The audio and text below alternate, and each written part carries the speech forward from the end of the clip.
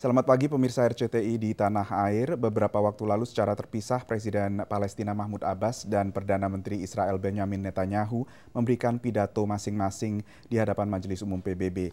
Isu utama yang dibahas tentunya adalah kemerdekaan Palestina atau pengakuan Palestina sebagai anggota PBB. Sebelumnya, Presiden Abbas bertemu dengan Sekjen PBB Ban Ki-moon untuk menyerahkan dokumen resmi meminta Palestina menjadi anggota PBB. Pengajuan pengakuan resmi ini dilakukan di tengah penolakan Israel dan Amerika Serikat. We oppose it not because we oppose the creation of a Palestinian state. We're all for that. But the reality is that can only be achieved through direct negotiations between Israelis and Palestinians. Pihak Palestina berdalih pengakuan kedaulatan tak harus menunggu negosiasi dengan Israel. We don't need permission from Israel. The right to self-determination and statehood and sovereignty is enshrined in UN resolutions, in the UN Charter and international law. Pro kontra ini pun berkembang di luar markas besar PBB, tempat para demonstran menyuarakan aspirasi mereka.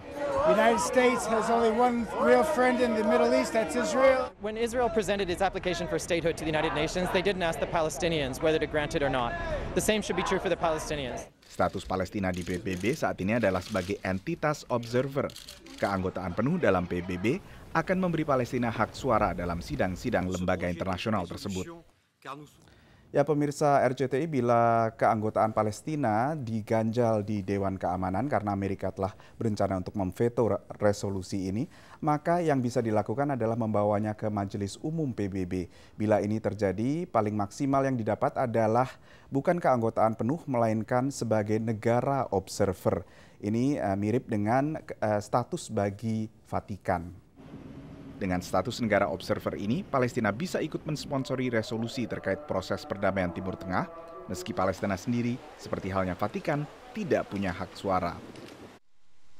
Penolakan pemerintahan Barack Obama terhadap resolusi keanggotaan penuh Palestina tidak lepas dari tekanan domestik, terutama menjelang pemilu presiden 2012. Lawan-lawan politik Presiden Obama umumnya menilai bahwa pemerintahan Obama sudah terlalu lunak terhadap Palestina dan justru terlalu keras menekan Israel. Dampak tekanan ini mulai terasa di basis massa Partai Demokrat, yakni Partai Presiden Obama. Dalam pemilihan khusus di negara bagian New York baru-baru ini, kursi DPR yang selama ini aman di tangan Partai Demokrat jatuh ke tangan politisi Partai Republik yang mendapat dukungan luas pemilih Yahudi Ortodoks.